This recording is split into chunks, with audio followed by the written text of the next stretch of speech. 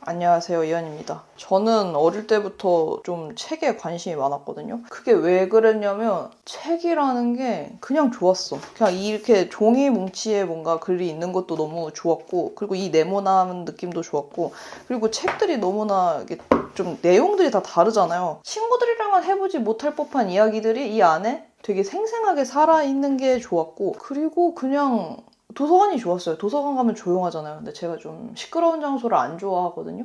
그래서 그런 것도 되게 좋았던 것 같아요. 그러다 보니까 어릴 때부터 좀 책에 되게 친근함을 갖게 됐는데, 책에 친근함을 갖게 됐다고 독서를 뭐 엄청나게 많이 했다는 건 아니거든요. 근데 제가 독서 자체를 싫어하지 않다 보니까 그래도 나름 재밌다고 생각하는 책들을 야금야금 읽어서 아주 이제 뭐 평균적인 사람을 생각했을 때보다는 책을 많이 읽은 것 같아요. 근데 제가 이제 막 독서를 진짜 많이 하는 사람들 있잖아요. 그런 사람들에 비해선 전혀 막 많이 읽진 않았다. 근데 그렇기 때문에 좀 책이 생소한 분들에게 이런 책은 진짜 재밌는데? 이런 책은 진짜 부담 없는데? 나처럼 막 독서를 맨날 하는 사람도 아니지만 그런 사람도 쉽게 읽을 수 있는 책들이 있는데 하는 거를 좀 몇 권 골라서 이번에는 좀 부담 없는 책이라는 주제로 책들을 준비를 해봤거든요. 그래서 제가 한 권씩 소개를 해드리려고 합니다.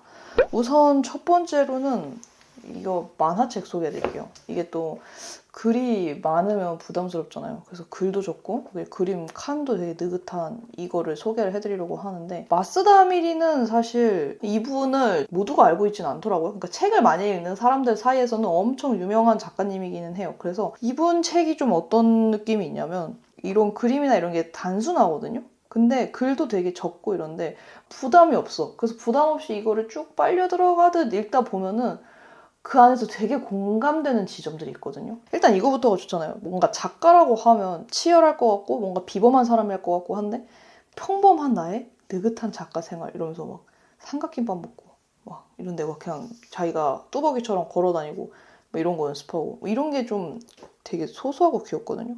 아니 뭐 하나하나 좀 어이가 없고 귀여워. 어머니께서 화장품 방문 판매원이셨대요. 그래서 맨날 메이크업 포맷으로 얼굴을 그려줬다는 거예요. 근데 어린 마음에 감동했다고. 그래서 자기도 이 포맷만 줄기차게 그렸다는 거예요. 그게 너무 귀여워가지고 뭐 그런 것도 있고 이런 일화도 있어요. 나는 대부분의 일에 크게 흥미가 없습니다. 그렇지만 가본답니다. 이런 게 너무 귀엽지 않아요? 밤해산 무서워. 이런 곳에 대체 누가 갈까?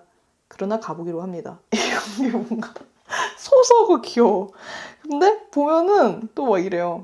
밤의 산이 어떤 세계인지 라기보다 그 산을 보고 나 자신은 어떤 기분이 들지 하면서 이제 가보는 거죠. 그래서 밤의 산에 가가지고 이제 뭔가를 느껴보거든요.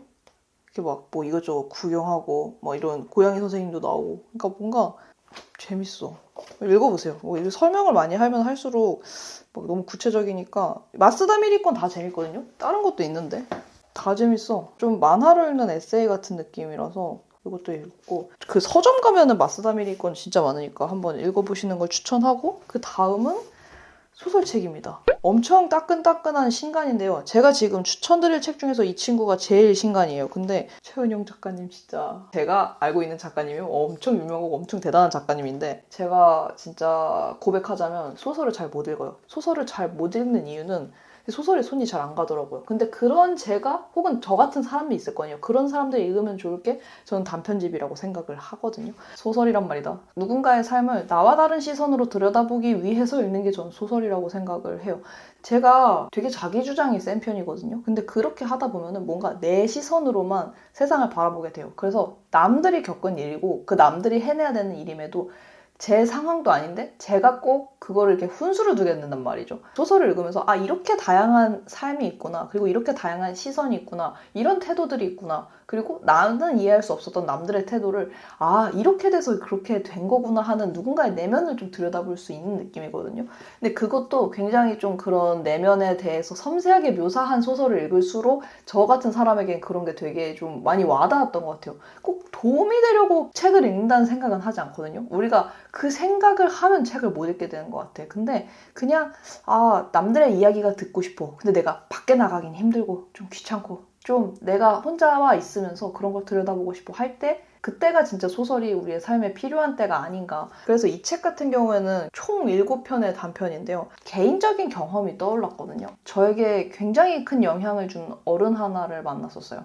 저는 당시 대외활동의 자원봉사자였고 그분은 대외활동의 그 관리자였거든요. 매니저였는데 그분이 제 삶에 되게 영향을 많이 미치고 이런 곳에 가야 돼. 그리고 사람을 만날 땐 신중히 해야 돼. 되게 기본적인 걸 많이 알려줬거든요. 각자의 삶에서 만나는 어떤 어른이 있잖아요. 그 어른을 만나서 겪고 느끼는 것들에 대한 이야기인데 소설을 읽을 때 되게 재밌는 게 어떤 부분들이 꼭 저자가 생각하는 나는 좀 이렇게 해보고 싶었어 하는 게 드러나는 것 같아요. 근데 그런 게 되게 좀 솔직하고 공감 가는 지점이 있거든요. 예를 들면 이제 글쓰기에 대한 부분인데 그녀는 독자의 반응을 신경 쓰지 않는 것처럼 자신이 인간적으로 지닌 약점과 단점, 세상 사람으로부터 비난받을 수도 있는 날것의 감정을 있는 그대로 적어내려갔다. 이 사람 뭐지? 호감 가는 사람이 아니네 라고 생각할 정도로. 아니, 그런 반응을 기대라도 하듯이 아무것도 미화하지 않고 노골적으로 썼다. 나라면 이런 식으로 솔직하게 쓰지 못했으리라고, 앞으로도 결코 이런 식으로 나에 대해 쓸 수 없으리라고 느꼈고 그녀가 용기 있는 사람이라고 생각했다. 그리고 이 책을 읽었다는 걸 그녀에게 말하지 않는 편이 낫겠다고 판단했다.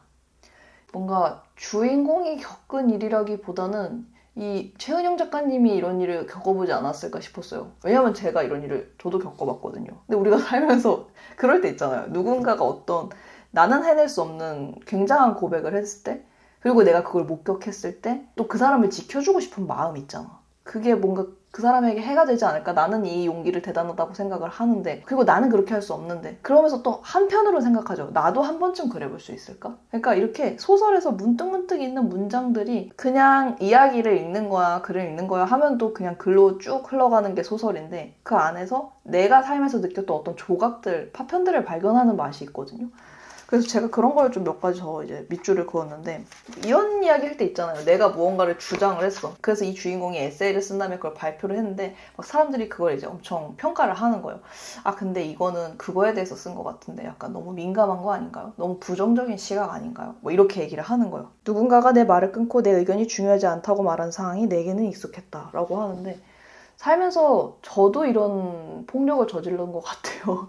누군가가 이야기를 했을 때 근데 그게 중요한 게 아니고 라고 많이 말했던 것 같아요. 근데 그게 중요한 거였는데 그 사람에게는. 아무튼 이렇게 내 삶에서 겪었던 일들 있잖아요.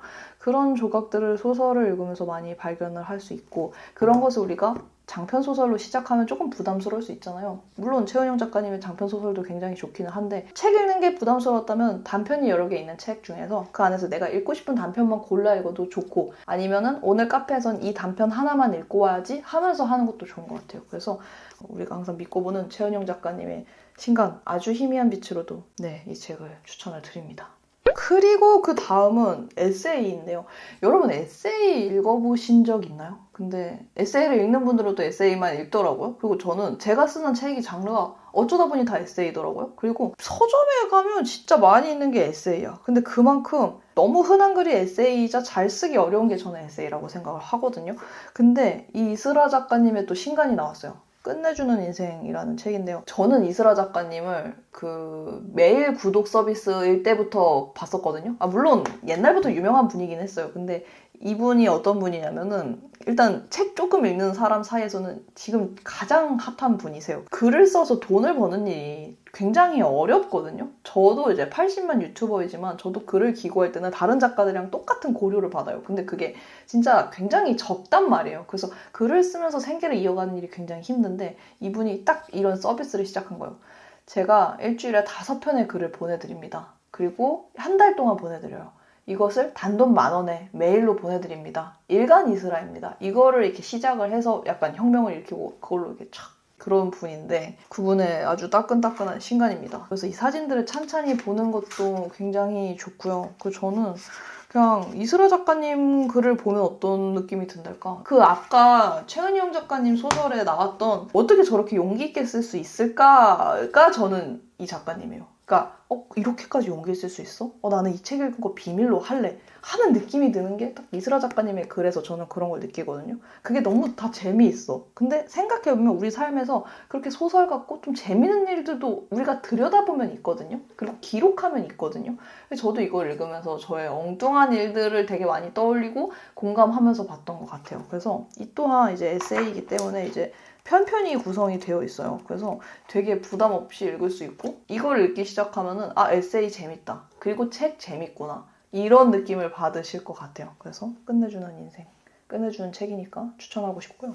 또 이런 책도 저는 좋더라고요. 당신은 지루함이 필요하다라는 책인데요. 일단 굉장히 얇습니다.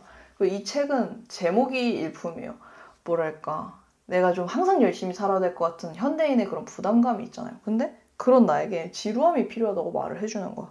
근데 지루함이 저의 삶에선 항상 좀 이겨내야 하는 과업처럼 느껴졌거든요. 왜냐하면 힘들어. 내가 일을 다 끝낸 다음에 이제 쉬게 되는데 지루해. 그래서 내가 다시 뭐 사람을 만나거나 무리를 해. 영화를 굳이 보러 가거나. 그러면서 나는 영영 쉬지 못하고 난 영영 지루함을 누리지 못하고 항상 나를 굴리는 느낌? 그렇게 제가 뭔가 바쁨의 굴레에 항상 빠져 있었어요. 근데 그럴 때마다 제가 지루함의 고통에 치를 떨고 있을 때마다 저는 이 책을 꺼내서 읽었거든요.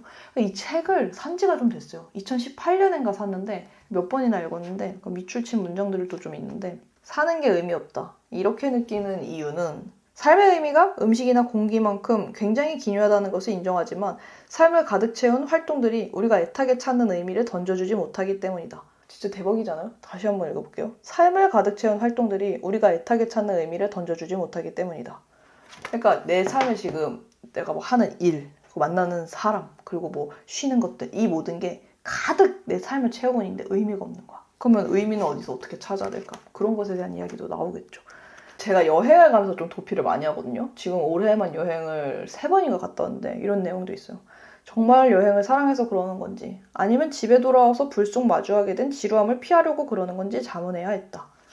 지루함이라는 게 왜 작동하는가 그런 거에 대해서 얘기를 해주는데 저는 이런 책들이 신기하게 읽을 때마다 새롭거든요. 그래서 네, 이 책도 저는 추천을 합니다. 그리고 마지막으로 추천하고 싶은 책은 두꺼워요. 두께는 두꺼운데 이거는 진짜 이 한 편당 이렇게 2쪽씩 이렇게 이루어져 있어가지고 읽는데 굉장히 부담이 없거든요. 그래서 얘는 어떤 내용이냐. 세상의 모든 유명인들 있잖아요. 그 사람들이 어떻게 자기 루틴을 가져갔는가에 대한 이야기예요. 근데 그 루틴이 없는 사람도 있고 루틴이 진짜 극악한 파괴적인 사람도 있고 어떤 사람은 무슨 칸트와 같은 시계 같은 사람도 있어요.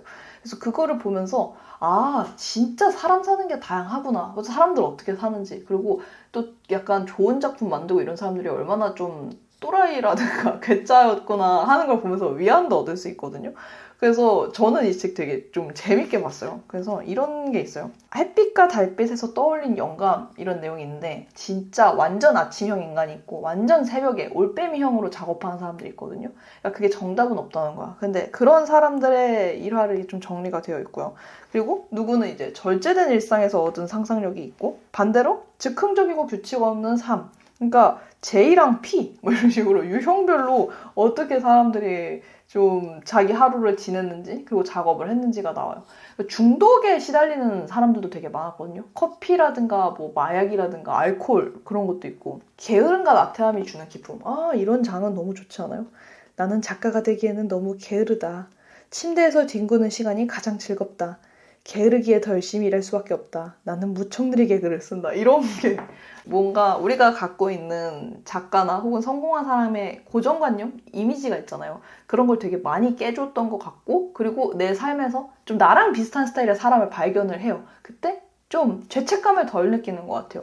저는 제가 아침에 일어나는 편인데 이 아침에 일어나는 사람들이 또 아침을 어떻게 운용하는지 그거를 좀 참고를 할 수도 있었고요. 밤을 막 많이 새는 분들도 있잖아요. 그런 분들도 남들은 어떻게 밤새는지 모르잖아요. 그런 걸 보면 좀 재미가 있을 것 같아요. 제가 또 밑줄 친 문장들을 좀 이야기를 드리면 무라카미는 자신의 삶에서 결코 등한시할 수 없는 관계가 독자와의 관계라고 확신하며 내가 늘 앞선 작품보다 더 나은 신작을 발표한다면 독자들은 내가 어떤 식으로 살든 상관하지 않을 것이다.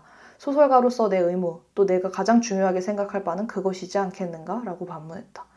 그래서 저도 뭔가 구독자님들이 이렇게 많이 계시잖아요. 제가 사랑하는. 근데 그분들 때문에 힘을 얻어서 무언가를 하는 것 같아요. 제가 진짜 사람들에게 그게 크게 관심이 없거든요. 근데 구독자분들이면 다 뭔가 나의 귀염둥이 사랑해요. 약간 이게 있어. 뭔가 눈빛도 제가 진짜 눈에서 꿀 뚝뚝 떨어지거든요. 그래서 그분들 때문에 제가 여기 그냥 메모도 해놨지만 더 나은 내가 되고 싶다는 생각을 했어요.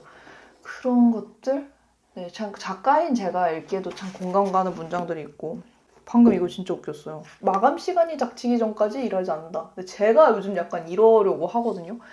이게 시간을 막 여유 있게 한다고 제가 그거를 잘 쪼개서 잘 쓰지 않더라고요. 어떤 느낌이냐면 이게 일주일이 이렇게 있잖아요. 근데 내가 이 일을 하는 데 있어서 사실은 5시간이 걸려. 근데 이거를 일주일 동안 1시간씩 월화수목금 1시간씩 한다고 하면 이상적이잖아요. 그리고 뭔가 잘 쪼개서 할 것 같잖아요.